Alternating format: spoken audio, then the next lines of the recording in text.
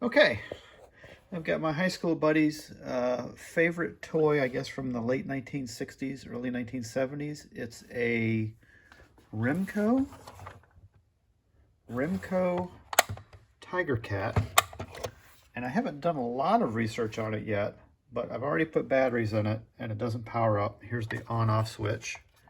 You can see when I move it, it pushes the little battery terminal out to complete the circuit, and it doesn't do anything with the batteries installed. It takes 2D batteries, and it looks like it's got a slow, an idle, and a fast, and it's not functioning. I'm guessing probably it's probably got a problem with the motor. The motor probably needs to be worked over, and so I'm going to take the body off, and I'm going to very carefully disassemble. It looks like it's been monkeyed with before. It's missing some screws. It had one in here when I took it out of the box and it just fell out. So probably not wise to try and run it anyway. But let's go ahead and I'll start disassembling this rig, and let's see what we find inside. It looks like we have 2 screws up here, and I think this will get this part off, and then I can probably see what else is lurking underneath. So we'll just go ahead and start with these.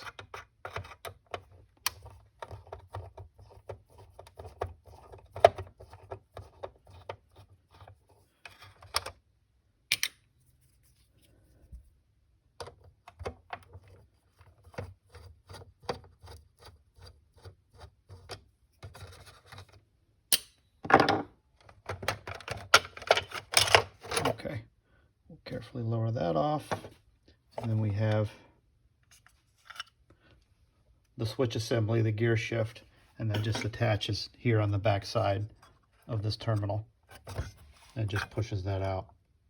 Okay, that's pretty straightforward. And it looks like the chassis has been taped together over the years, probably because the screws have been stripped out. Looking down in here, if there were screws, they're gone. And then we don't have a screw here. We have some various, looks like add-on screws there because they're slotted. It looks like they're also countersunk style. They're not panhead. Then we have 1 screw left here, might be factory, and then we're missing some stuff here. So I'm just going to take all these screws out, cut the tape off, and then just carefully disassemble this unit. I don't want to lose any pieces or screw anything up, because it looks like these are very hard to come by. Okay, and just for posterity, it looks like the 2 longer ones, those came off up here, and then these shorter ones are falling out of the chassis down here. Looks like I've just about got the parts separated, so we'll find out what's inside. I'm going to very carefully lift this up. Okay. All right.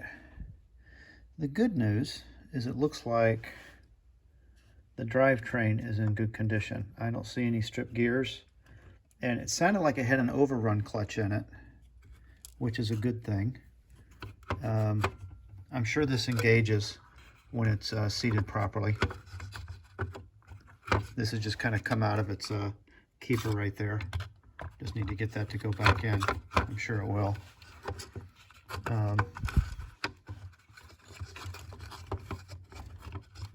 Oh yeah, that'll fall back in. I think I got a little, there we go. There we go. All right, so that engages. I don't see any stripped teeth. The motor is sitting in kind of loose, which that's probably how it goes in. And then I'm guessing somewhere on this motor cover, it's probably this thing right here. I'm guessing that's what's going to hold this motor in place right here, which is right now not working. And a lot of times the only thing you have to do when you take old electric toys apart is if you can just get the motor out and free it up, just turn it a little bit. A lot of times all you have to do is just polish the commutator that contacts the brushes. And a lot of times just moving that by hand a few times, a lot of times will be enough to revive it. It looks like we also have a chunk that fell off the chassis here that was broken. That's what I heard rattling around. So probably have to try to find a way to reattach this.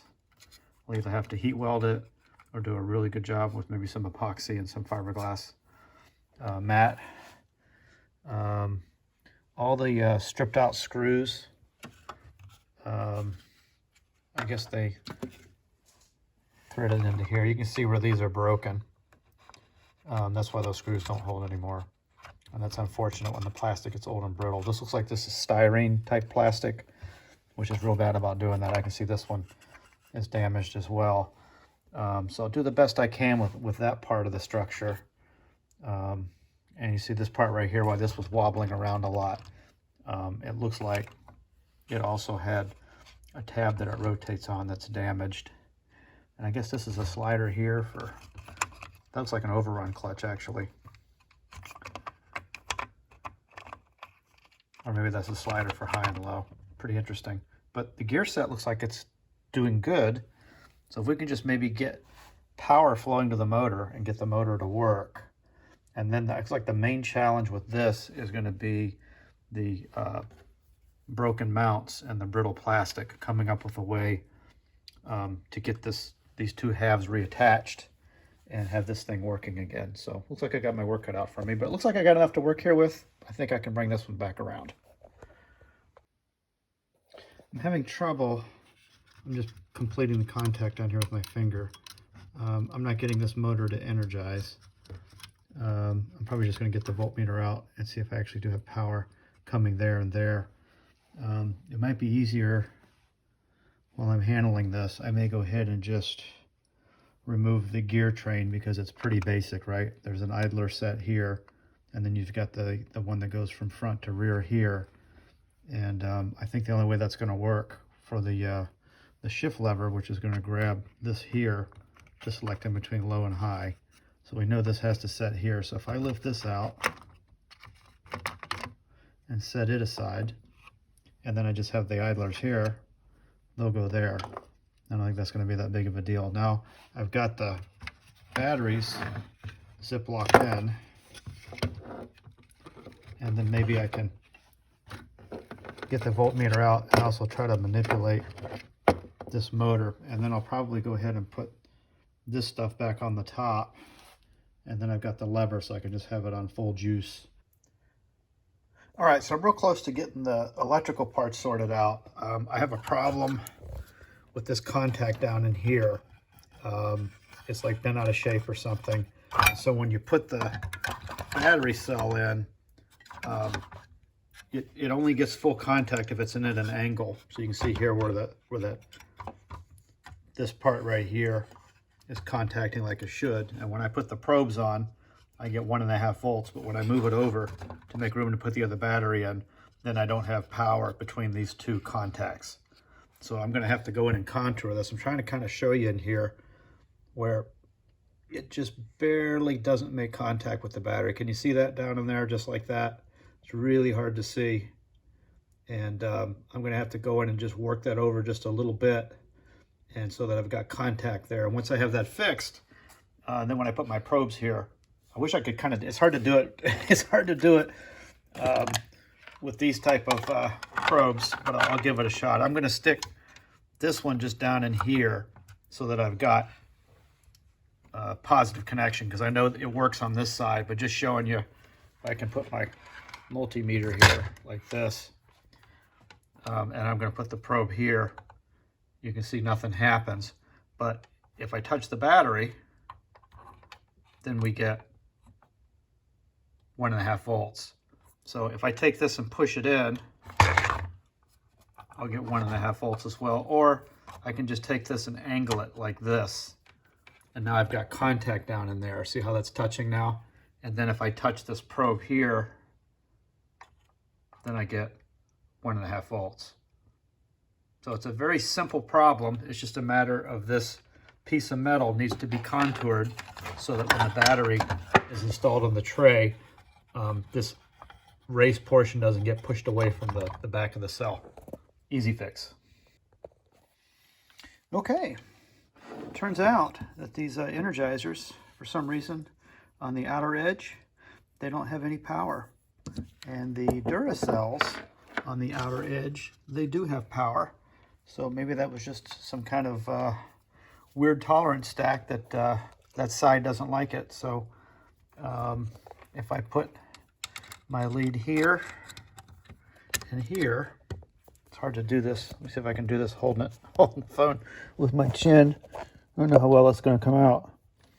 And if I put a lead here and a lead here, I think you can see over there, I've got 1.5 volts. All right, so if I push in right here, I probably should get, the motor should probably work if the motor's good.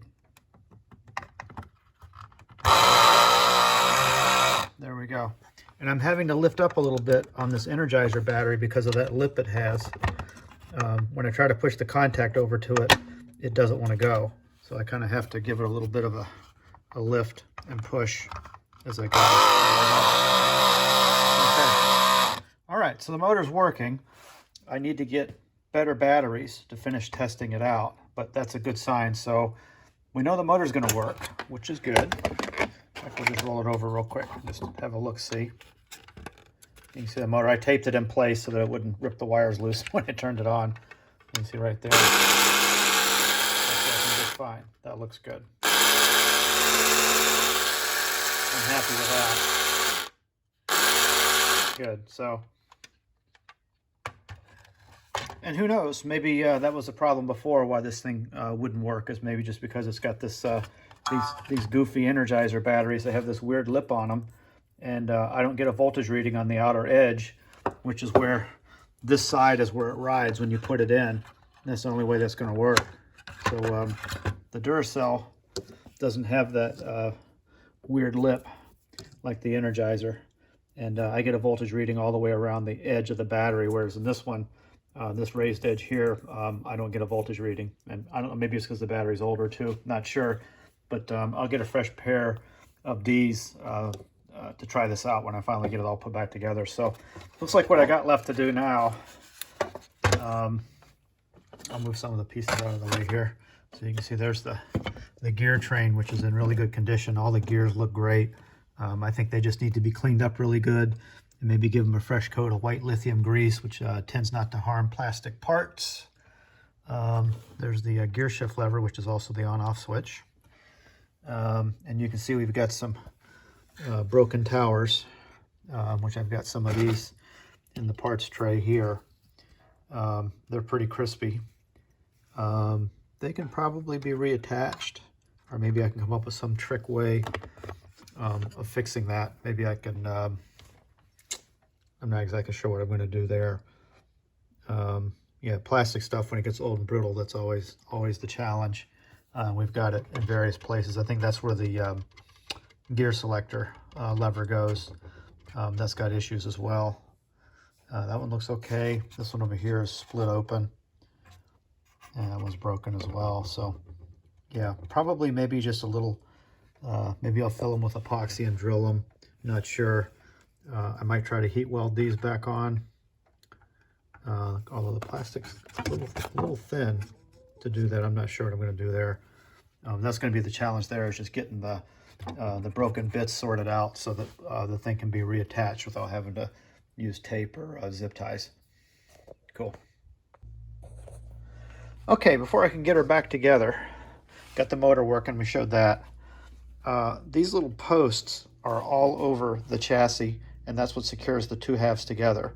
And in this case, you can see this one's broken off, and then the one next to it is broken off as well. And you can see it's kind of disintegrated over the years, right? It got old and dry and brittle. And just from probably somebody trying to rescrew it together, you can see where it just kind of just, you know, fell apart. This is going to end up being the mount for the gear shift lever, and you can see there's a large portion of it that's broken off as well. So there's, I got some work to do here so that the thing will be functional. You can see these posts have broken off. They're probably about 1/3 of the way gone. And there are little pieces of shrapnel all throughout the vehicle. You can see where the pieces have broken off over the years down in there. So I'm going to take a little bit of super glue, and this is Crazy Glue brand, the original type of super glue. It's really thin.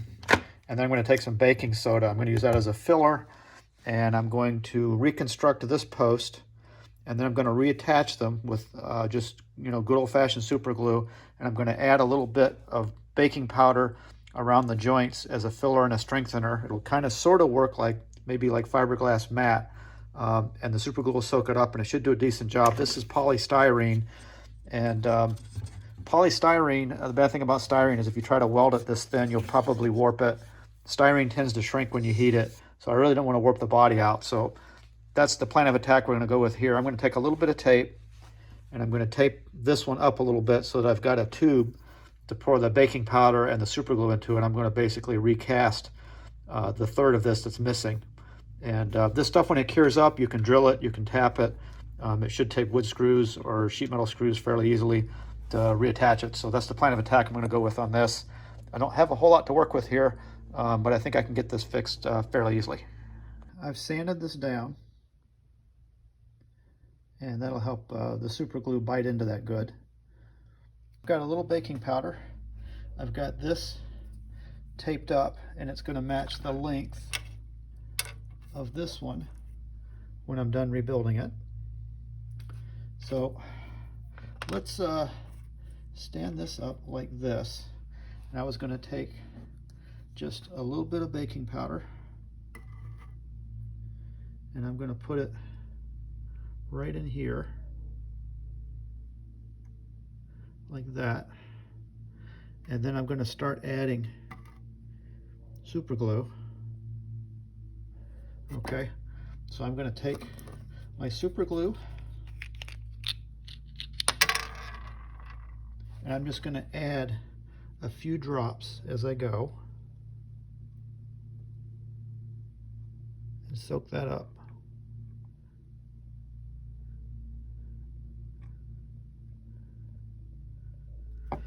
And you can see it soaks up the baking powder and gets down in there real good. I can add a little more. Okay, and then I'm just going to keep repeating this process of adding the powder. It's going to soak up the super glue, and then I'll just keep doing this process until I have this rebuilt. All right, that's looking pretty good.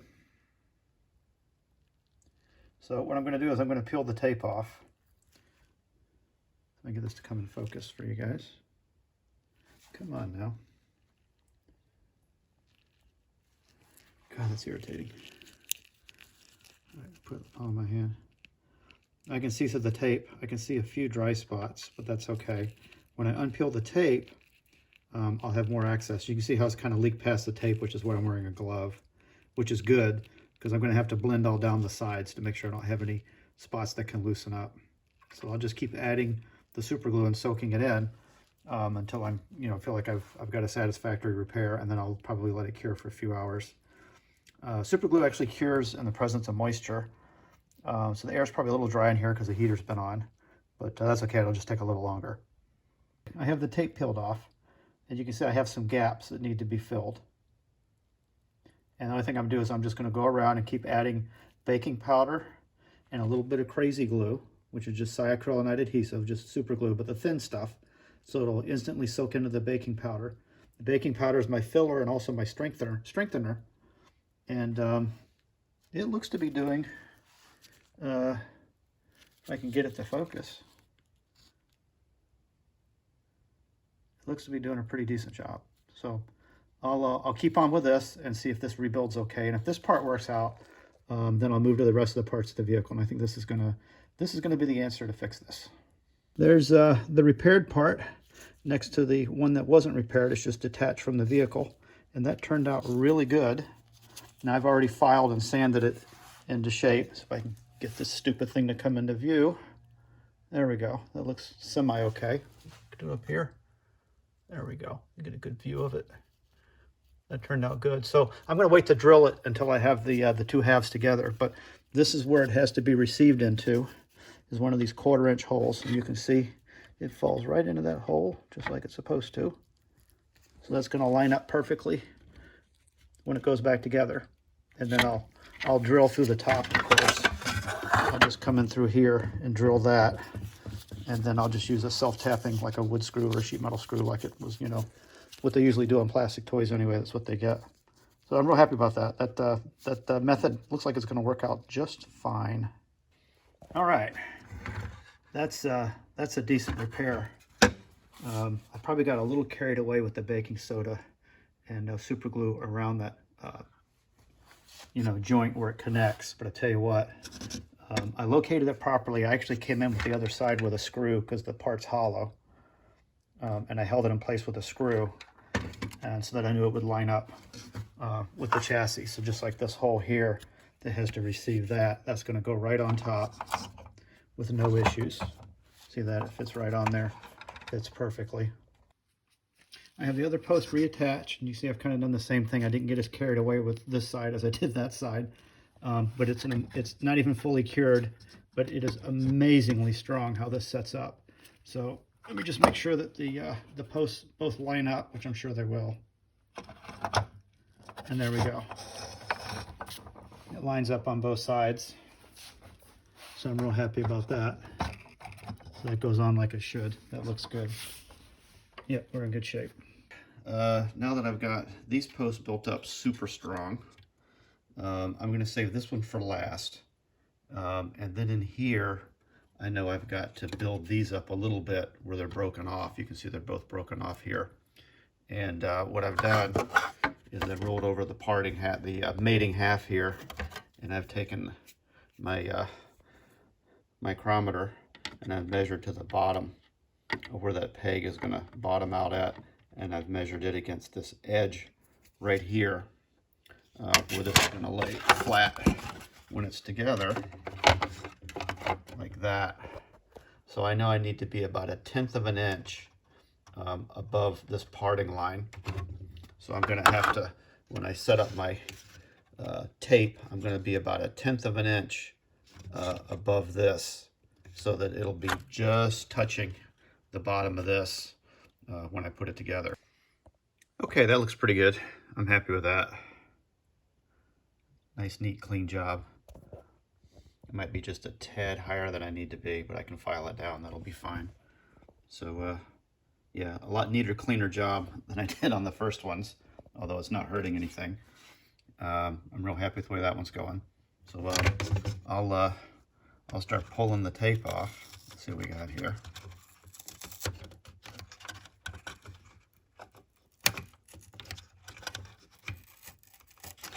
Oh yeah, I get stuck on the tape a little bit, but that's okay. I can sand that off. But yeah, that looks like a really nice repair. That's going to shape up really good. All right, it's shaping up pretty good. Just showing y'all, there was the broken one, and that's what it looks like built up. That's probably pretty close to what the contour should have been before it got old and crumbly. It looks pretty good. You can see how it sits just a little above the mating line for the other half. And then when I take this and go to lower it on, it should line up really good. You see this one right here. You can see the mating hole, and it just drops right into place. And it fits like it's supposed to. You can see right through there. You can see it bottoms out just a tad, maybe just below. That's about where I want it. So that fits really good. So I'm happy with that. So we basically have 1, 2, 3, 4 posts that line up now. So I just need to fix this one and this one, and then we've got all the mounts. And I may go in and reinforce this one too before it breaks. These bodies were really some really thin styrene. Just like when you grab this, you can move this around easily. You can see how that moves like that, and you've got a big stress riser cast into it right there. There's such a sharp edge right there, which is why when they get old and brittle, they break easy, which is why I went back here on these rear mounts where they probably will see some abuse and really built them up. And I tell you what, they don't flex. You'll flex the side of the body trying to pinch it, but you'll pull the floor out before this whole post will come off. That's kind of what I wanted. So yeah, that's shaping up to be a really decent repair. I'm real happy with that. That's yeah, that works really good. Baking soda and super glue. That's pretty amazing. All right, got the tape off. That's shaping up pretty good. That looks pretty decent. It's a little high. I'll have to shave it down a little bit. That's okay. And I got a little void right in there. I'm gonna have to put a little more baking powder and a little more CA just to fill that in. So I've got a good bond right there. It just might be a weak spot right there. No big deal though. That's shaping up really good.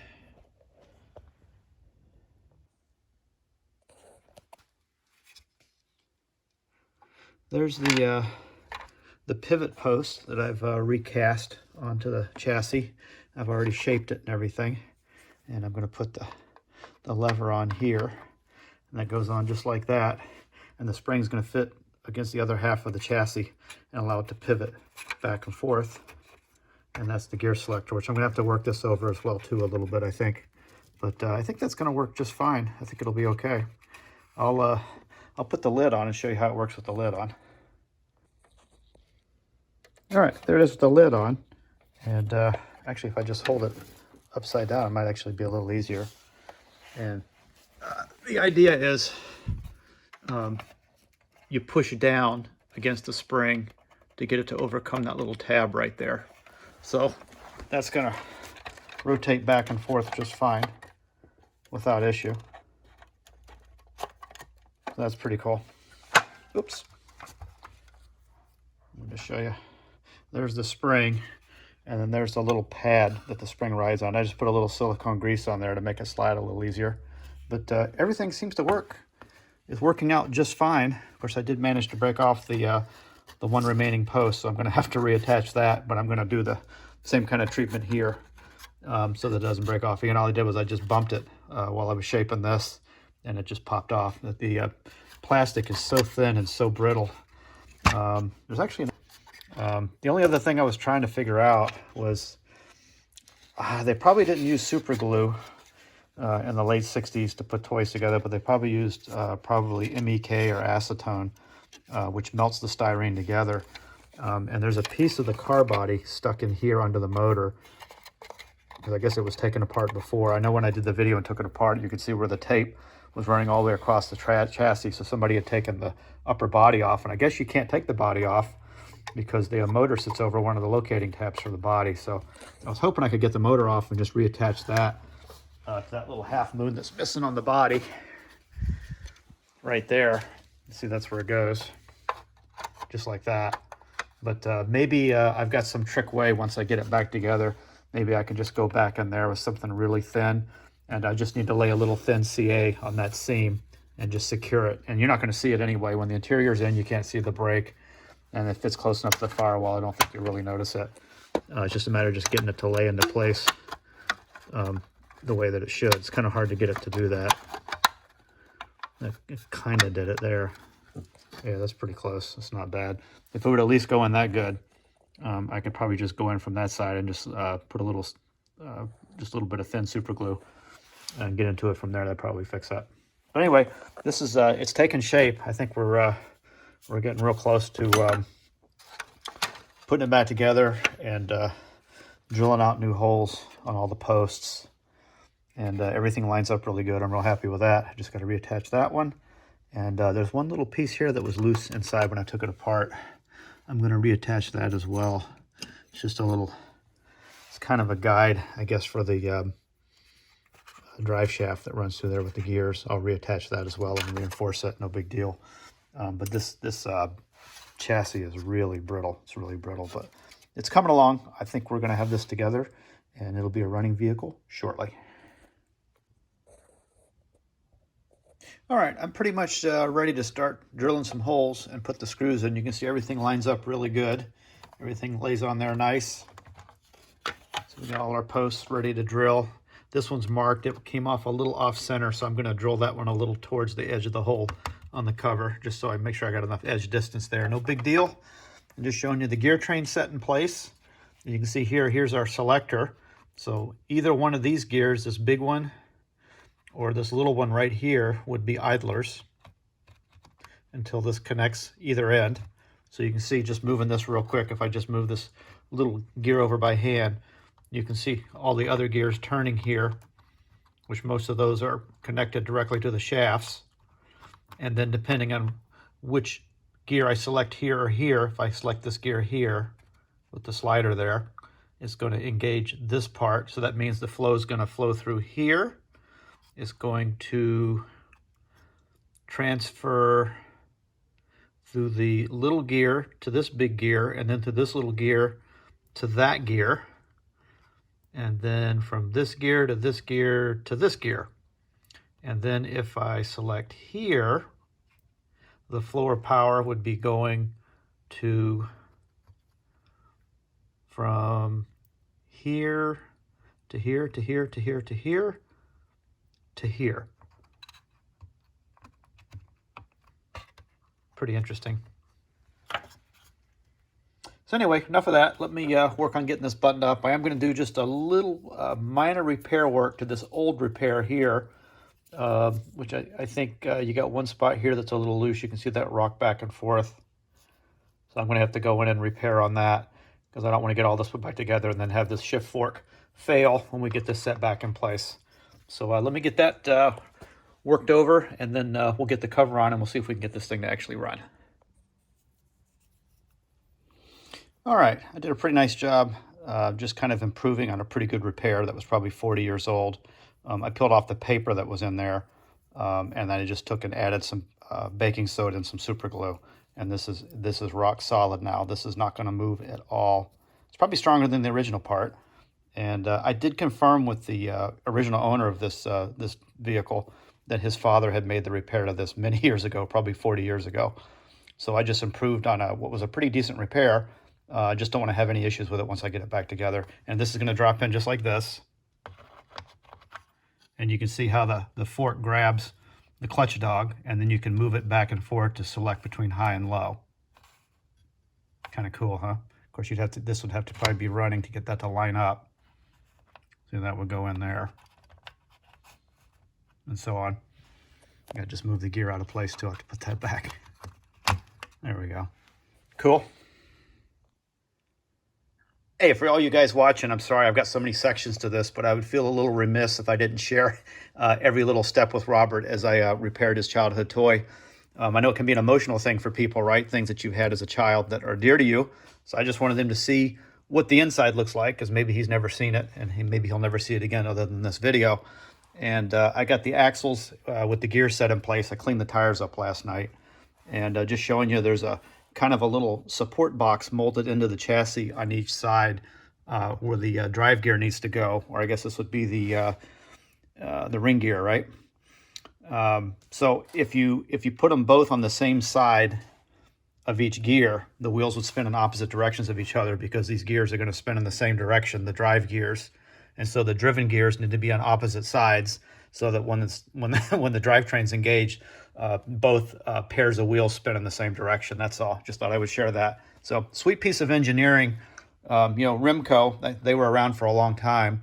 And I had some Remco toys when I was a kid too. I had a Remco Tough Ones flatbed stake truck that my sister and I used to actually ride on it. I think we were like 5 when we got it. Fond memories. But yeah, a lot of engineering went into that. Kind of brings back memories of when I used to work on my Muncie 4-speed in my 69 Camaro. I remember looking at all the cluster gears and everything when I was changing out synchronizers. And, this basically is a mini transmission. This just has a high and a low. Pretty cool. Got a little tiny motor. Probably spins pretty good RPM. So yeah, sweet piece of engineering. Tell you what, they put a lot of care into stuff like this back then. Pretty cool. There she is sitting under a shop light. It's a little dark in here. And it is officially back together. For the first time, and who knows how long, it's not held together with tape. I'll clean that off with a little bit of lighter fluid or something.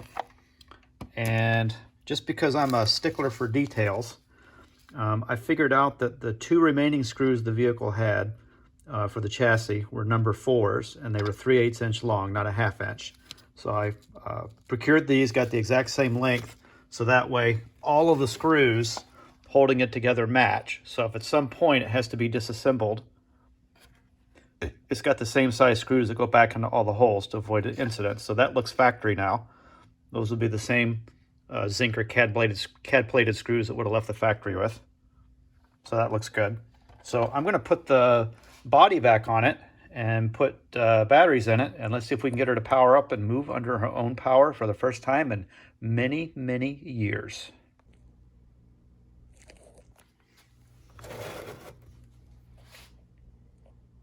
All right, that looks decent. I got most of it off. This is the part you're still going to see a little bit with the body on. Fortunately, it's like some of that tape maybe kind of melted into the surface after a long time, so it's going to leave a little bit of a ghost. Up here you won't see. I kind of got it off down here best I could. Got it off the tail. The only other thing that really bugs me while I have this off, and I'm not going to do it now, I'll discuss it with the owner. This motor was glued in place, and this mounting tab, which is attached to this body, you know, which is now broken off, which is not noticeable at all when it's back together, but it's kind of a structural thing. So if you pick it up by the body, you've only got these 2 screws holding the body on, so you kind of risk doing more damage. I've tried getting this motor off. I tried using a hot knife from underneath, you know, so I wouldn't do any cosmetic damage. And I think the only way I can get this off is if I go in. It's kind of hard to see with the wheels on, but behind the headers there's a mounting post on each side, and that's where it was glued in from the top many, many years ago, and it's still a very strong bond. I don't think they used super glue back then, but whatever they used with this thin polystyrene body, I would definitely risk breaking it. So the only way I probably could get this off is to actually cut the mounts off, you know, just underneath where the headers are. I can get to it with the tires off, remove it, and then I can reattach this properly to the body, and then reattach the motor with screws. That way, if the owner wants to later remove the body and maybe reattach a windshield, if you know, sometimes you find parts on eBay, like the spare tire cover and the windshield, you could probably find that eventually. It would be nice to be able to just remove the motor, and then you could easily get the body off and then reattach them underneath with screws or something. But I guess that's for another time. But just that's the one thing that really bugs me on this, is how they put this together. And it's you know, I probably could go in and glue it after the body's in place. I could probably get in there with some really thin CA and just let it run down in there. But I hate to do that, so I'm just going to button it up for now, and we'll see how she does. Oh, and anybody watching this wondering why the Jeep makes that weird clicking noise? It's that little metal tab right there. It rides on this gear right here. You can actually see the lines on it a little bit, and that's what makes that clicking sound. The only reason it's there is just to make noise.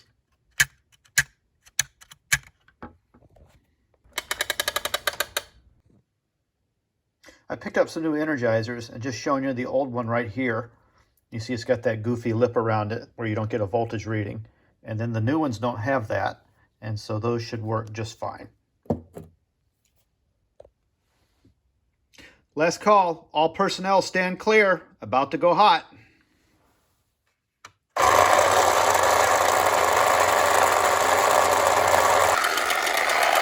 All right, let's just try it in low.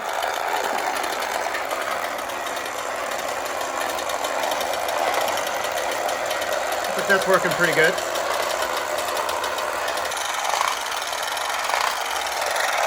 There's high. That goes pretty good. Well, I didn't show it. What I attempted to do, because I'm just filming myself, is I tried to have the Tiger Cat just climb the rake of this windshield on the GTO with the cover on. And what happened is it started skipping and jumping and sliding back. And what's happening is this repaired shifter fork here, it's not shaped exactly like the other side. So what it does is it allows this clutch dog to slide forward like this. And what it's doing is under stress, it's pushing out like that, and it's disengaging and slipping. And having been around outboards most of my life, that's very similar to a clutch dog in a lower unit on an outboard. What happens is after these clutch dogs are, you know, engaged many times and they slam together, the edges get rounded off a little bit too on the teeth where they engage, and they have a tendency to slide out like this one is doing. And it I'm just trying to kind of show you what it's doing. It kind of comes over like this a little bit. It kind of flexes over. And then under stress, this is opening up like this, and then it just slides out. And if I pan in, I don't know if I can show or not. This lighting's maybe not the best. definitely not the best. Let me add some light, maybe you can see it. And these are actually in pretty good shape, but I can see on the back side, actually they're really not that bad. I think it's really just a matter of that shift fork is going to have to be recontoured. So I think what I'm going to have to do, I'll just lift it out and show you. You can see when it's engaging this, and it kind of falls back over this way. Naturally, it's going to ride against this stop. And you see how much play there is here.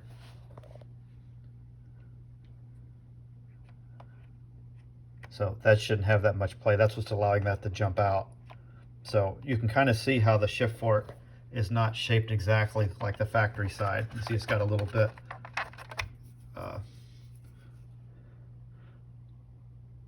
you know, this one's, you know, at a pretty steep angle. This one's like a little more relaxed. So I think what I need to do is find a piece of styrene to put in there. I would just build this up with the baking soda and super glue, but even when you file it, it's a little porous, which maybe is not a huge deal, but it's gonna ride on this clutch dog wheel all the time, and I don't want it to grind that wheel away. So if I could find a piece of styrene, like this cabinet is made out of styrene, and that looks like a pretty decent thickness there, maybe a little too thick but could be filed. I could borrow a little bit of styrene from the back of one of these trays.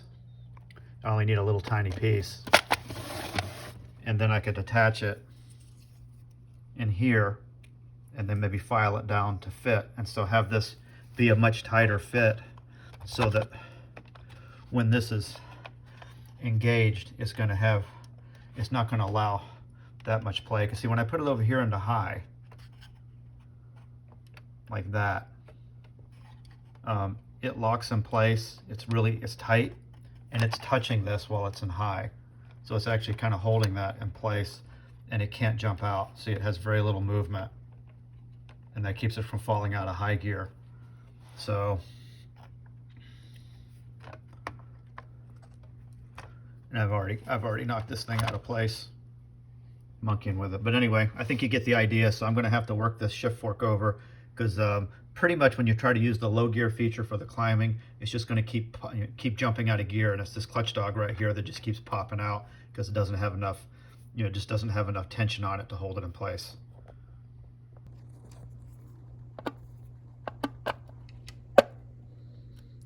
There, I just traced around that.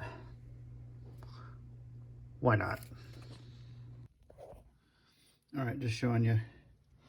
I filed that repair square, and then I've taken a piece of that clear styrene out of one of the trays, and I'm sending it in there like that. And then I'll glue that in place. And I want to try to get that as tight a fit as I can on that clutch dog wheel, so that when this thing is engaged, it won't allow the clutch dog to pop out. It'll put a little extra tension on it. So let me get that glued in place, and we'll see how it does. All right, that looks pretty decent.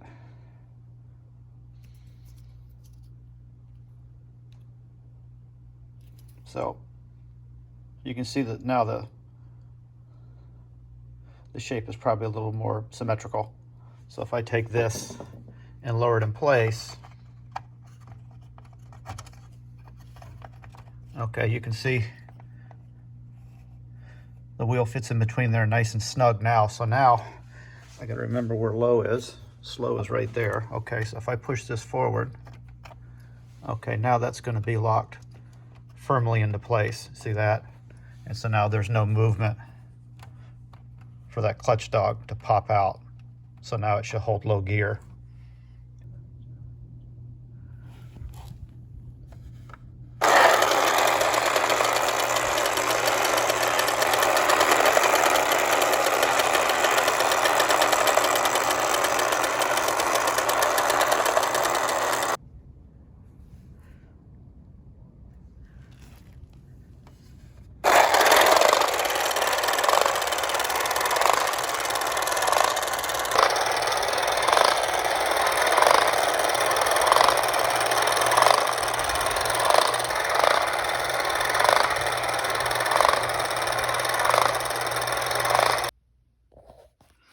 Okay, so this worked beautifully. That works as intended. The other problem I didn't know it had, now that I'm really looking over the gears, is I can see this gear right here is damaged. You see where that tooth is broken and rolled over right there? I didn't notice that before. See that? It's got a problem. So I might be able to fix the gear. That's unfortunate. And then it's also on the same style of gear. It's got one tooth that's damaged over here. And it looks like old damage because it was kind of ground away. Probably having this chassis taped together, which is why I didn't want to start it before. I think I got a spot right there that's damaged, but it may not be skipping in the rear. It might be okay. And some of that wear could be from that stupid, you know, that metal thing that makes the noise. So I think this one's okay. Maybe. I thought we had one on here that was damaged as well after I really started looking at it. Maybe not. Maybe it's just that one gear up front. There's a piece of gear missing right there. See, there's a flat right there, and it's skipping over it. Yep. You see it right there. Yep, there's not enough gear right there, and then it skips. It's just worn away. That'll be interesting to try and fix that, huh? And then this one over here that's damaged. And I know this is not styrene. This is, you know, like either acetal or nylon. Might even be propylene gear. Who knows what they did for cheap gears on toys, but that's probably not going to be super glueable.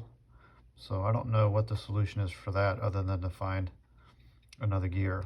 That's unfortunate. But I got the clutch dog problem fixed, so that wasn't popping out, which is awesome. But then we also have this problem as well. So just that one tooth damaged. That's unfortunate. Now,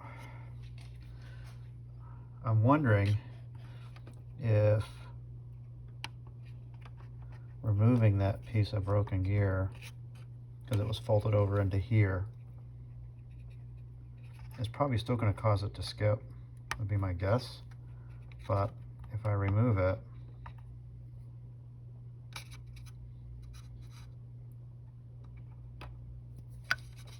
it will allow it. Yeah, so, you know, it's got a chunk of gear missing right there, but it's not, you know, in the root of the gear. It may allow that.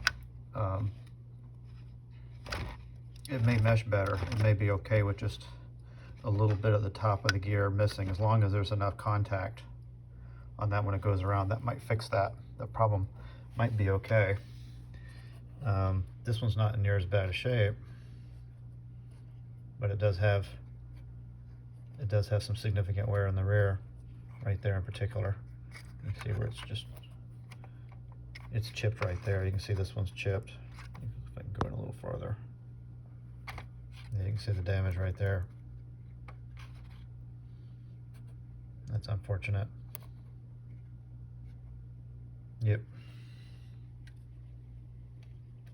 But it might be having this gear mesh better, since there's two gears pulling.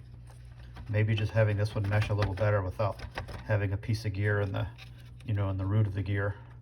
And maybe this these gears will mesh better once it's back in. Maybe it'll be okay with just one damaged tooth. It might be all right. We'll give it a shot. As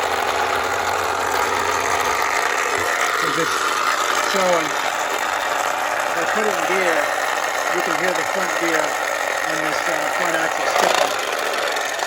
You hear every time it comes around to the bad tooth. So that's going to need some attention. But the gear lever part works great. It doesn't do it as bad in the all.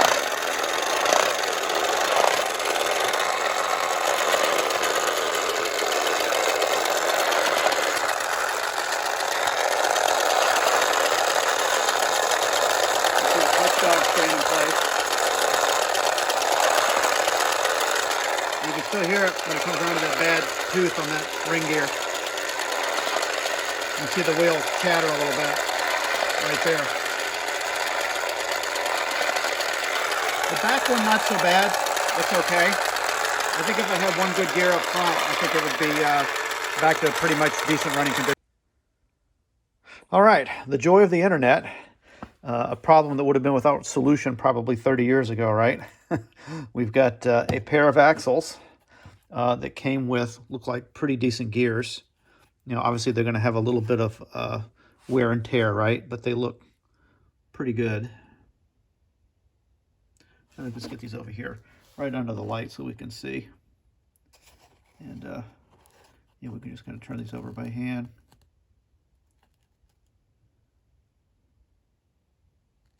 These look decent. I can tell by looking at the wear on the top that this was the one that had the little clicker thing riding on top of it, which I don't think really hurts anything. But I can see just a little bit of damage on this tooth right here. You can see where this one tooth is gnawed away just a little bit, but it's not broken. So I don't think that's going to be a gear that skips. That should be fine. Let's take a look at this one real quick.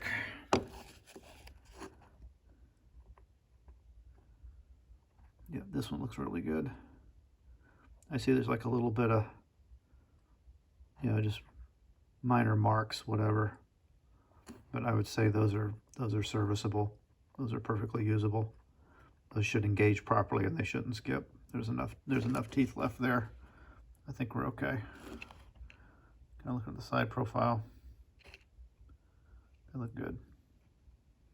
All right, so we'll get these gears in the vehicle and we'll see how she does. So I got the new gears in and I tested it. I didn't show it, but it basically still makes that same weird grindy sound, and it's doing it in the front. I thought maybe it was where the gear engaged on the engine block to turn the little fan, and it's not that. The axle, or not the axle, the shaft, this gear shaft or drive shaft is actually bent, and it's probably from when it was trying to be run taped together, right? And that's why the gears were broken in the first place. And so now when I've got the good gears on here and I rotate this, you can see the end of this shaft here where my finger's pointing, where, you know, comes out of this big gear here. When I'm rotating it, you can see this shaft is not round. I may as well just take this drive gear out here, take this axle out, and just showing you when this thing rotates, you can see this shaft moving around. So it's bent, see that? Look how far out of whack that is. So fortunately, it's a square shaft. So I think if I carefully remove the gears, and obviously I'll notate exactly where each gear goes, I'll lay them out, you know, so there's no mistaking where they go back.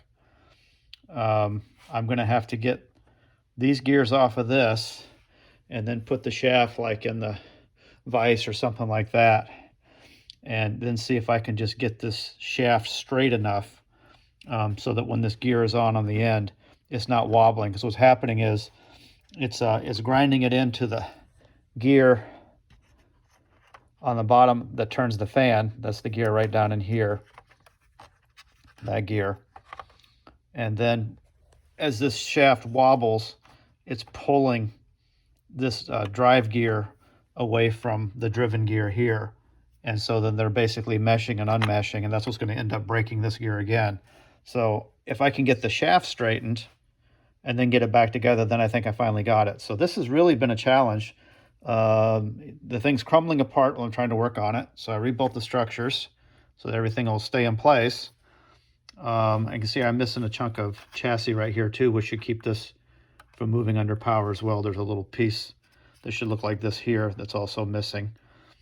So yeah, this is really, this thing is really in a lot worse shape than I thought it was. So I wasn't expecting the shaft to be bent, but I guess if it was held together with tape and then everything was moving around, yeah, I could see how maybe this jumped out and then the shaft got bent. So that's unfortunate, but I think I can fix that as well. I think I can just get that in the vise. I can probably get that straightened enough that it's not going to make the weird grindy sounds, and it's not going to chew up the fresh gear that I got for it.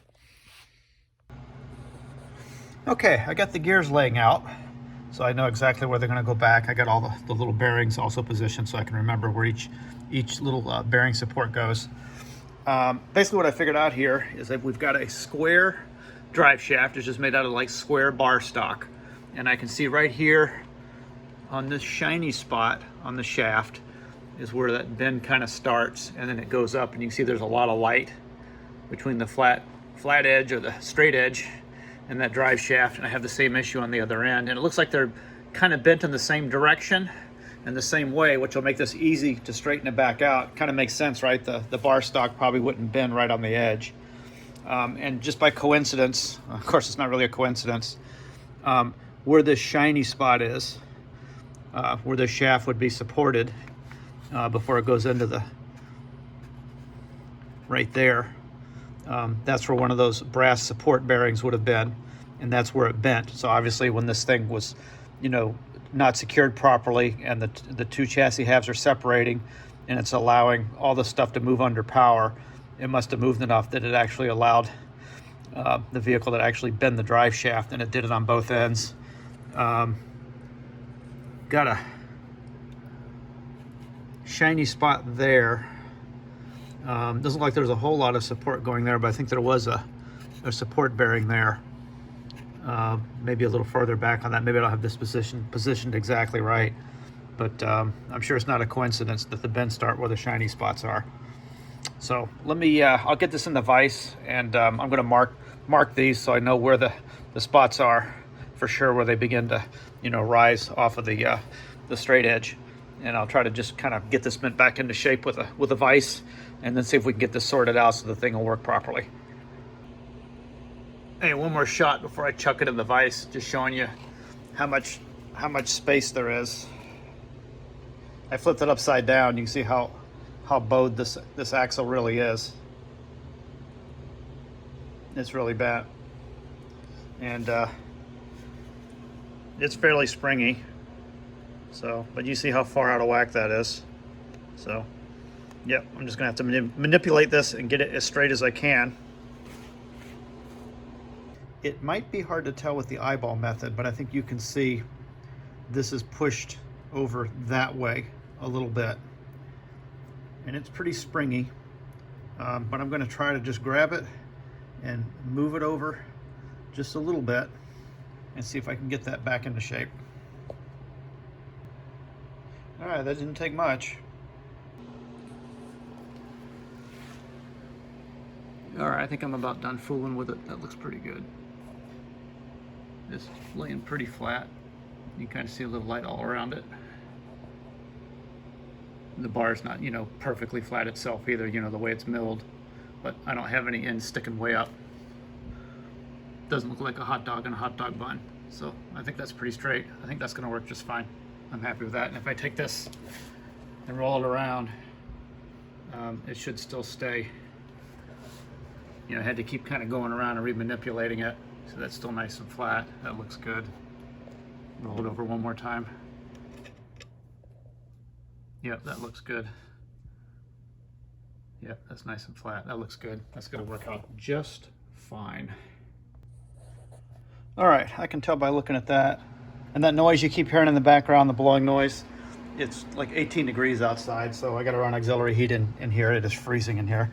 That way you don't see my breath while I'm trying to film. So I got this laid back in, and I can take this and turn the gears over by hand. And I can tell by the way this shaft is turning, it's nice and true in there now. And I can tell just by the way it feels better now too. So I'm gonna button this thing back up and attempt to run it this time. And I think I'm pretty confident that I don't think we're gonna hear those weird grinding sounds this time. I think it's gonna work as intended. And it'll probably keep these gears from skipping out of place, I would think, if you got these lowered in like they're supposed to be. Because now it's not going to be wobbling around, which was just making the gears, you know, mesh and unmesh. There's still some wear and tear over here I'd like to work on. You can see where this little brass ferrule that works as a bearing, you can see this is wallowed out from that shaft being bent. And so this possibly could still move under power. Of course, maybe when that's enclosed, maybe it doesn't move. It seems like it locks in pretty good. This one's in really good shape, this area. This one is, it's okay. It's not great, but I don't think it'll move under power. This one, I guess, just by design, they just ran the shaft all the way to the back, and it just sets in there.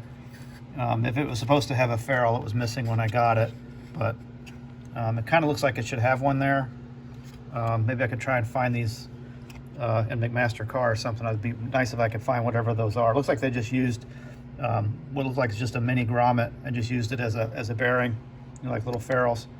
So yeah, let me get her buttoned back up. I think we're pretty close to having her running like new again. Anyway, we'll see how she does. Hey guys, sorry this is dragging on so long. I also went in here and rebuilt this side of the bulkhead that supports the shaft here because it was missing. So that fits in nice and snug so it can't move under power. So before I test on this, I don't want to risk damaging the good gears. So I know I've got a straight shaft. I have everything pretty well supported. This part right here, this part of the chassis goes on top of it. And it was also, there was a big hole worn in here where it rode on top of that bent shaft, which means when this is rolled over in place and sitting on top of that, it's going to allow this to move up. And it only has to move up a little bit from here to really disengage. So I feel pretty good that I've got this secured so the shaft can't move around under power. That was my main concern. And it looks like it centers pretty good. That feels a lot more steady than it did before. So it bothered me that I think this is missing a bearing because it's got one here. It's got a support right on the end of the gear, and I think that one should have one as well. And you can see where this is wallowed out as well. Now here's the problem, because this thing still has a tendency, if you try to climb something steep, the rear pops out a little bit. And you can see how flexible this axle is, and it's going to move this way under power because that's where it's worn. You see, all it has to do is unload like that, and it's going to slip. You see how that just completely unmeshes that gear? You can't have that moving out that far. So I'm going to take the largest pop rivet I can find. It's aluminum, and I just drove the shank out of it, and I've measured this shaft, and I've got a drill bit here, and of course I can't read it, but I measured it, and it's going to drill this out within a hair of its chinny chin chin, so it's going to be thin, like these brass or bronze ferrules are. They're probably brass. And aluminum is not going to wear as good as brass, but it's going to be a whole lot better than nothing. The only thing it's going to do is just keep this from deflecting. It's just going to add some additional support, which I think it should already have a bearing there in the first place. So I'm going to get this drilled out and see if I can get this fitted in here. And it looks like it's large enough in diameter. I may not have to rebuild this bulkhead, although it looks kind of crappy as well, but I did it over here, so no big deal. So I think that's just the one last little parting gift I want to give this before I send it back to Robert and see if I can get it to where it's about as bulletproof as I can make it. All right, I got this fitted onto the shaft. You see I've filed it, the head shallow, so that it's going to fit in between here and here. You can see that's what I started out with, and that's what I ended up with. And it fits by the hair of its chinny chin chin.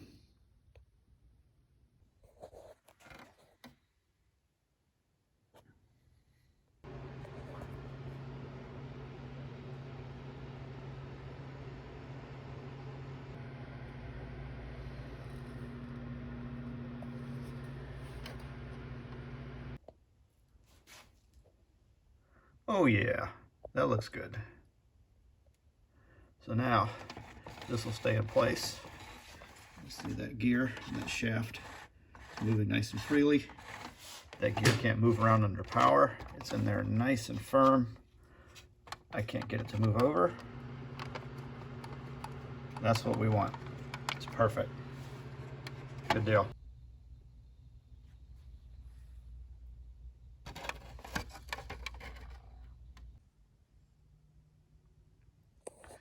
Okay, I'm sure I've gotten really carried away, but I went ahead and rebuilt this area as well, so this can't move under power. I'll keep that axle centered. And then of course I've got this the way I want it. So that looks real good. So that should stay meshed really well. I'm real happy with that. That looks real good. Yep. Perfect. Good deal. Nice and sturdy. So let's button her up for like the, I don't know, 127th time, and let's see how it does. Moment of truth. Is it actually fixed this time? I'm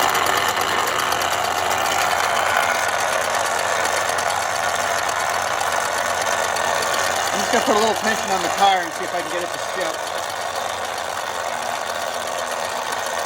Nope, doesn't make any weird noises. Fan's still turning. Sounds great. Let's try high.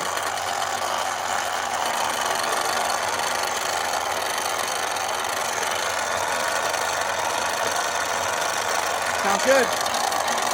Doesn't skip. Pulls nice and strong. Feels like I got good tooth engagement. All right.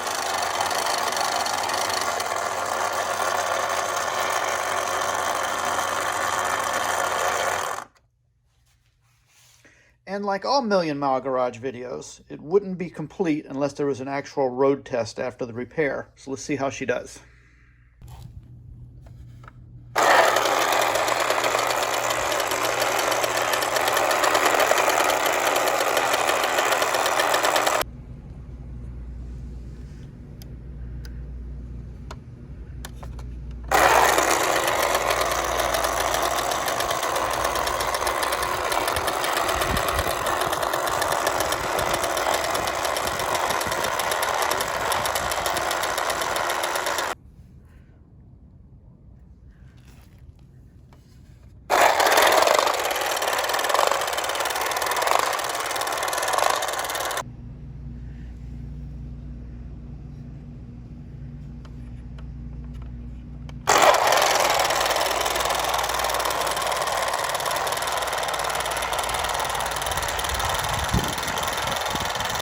All right, so we know it works good on the pavement on the flat and level lot side. I don't want to test on it too much because we know what she looks like inside. She's a high miler and had a lot of hard use, but I'm not going to bring it up the windshield of the GTO, but that's a pretty good rake right there. So let's just see if she'll climb that in low.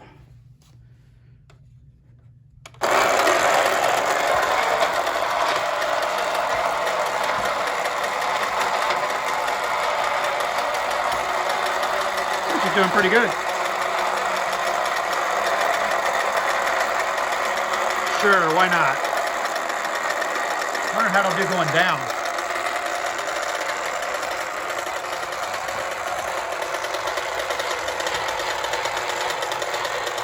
Yeah, why not?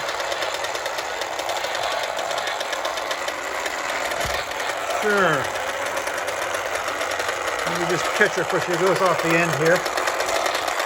Okay, cool. Success. Here's a page taken out of a Sears catalog from around 1965, and you can see the Remco Tiger Cat was a whopping $3.99. Adjusted to today's dollars, that probably would be like, I don't know, $14.99. I probably spent 15 hours of my time, scoured the internet for some parts to get this one working as well as it is now. It probably works just about as good as new, I would say. Was it worth it? You tell me. I suspect my friend Robert thinks it was worth it, and I definitely enjoyed it, so I think it was worth it too. Thanks for watching. Take care.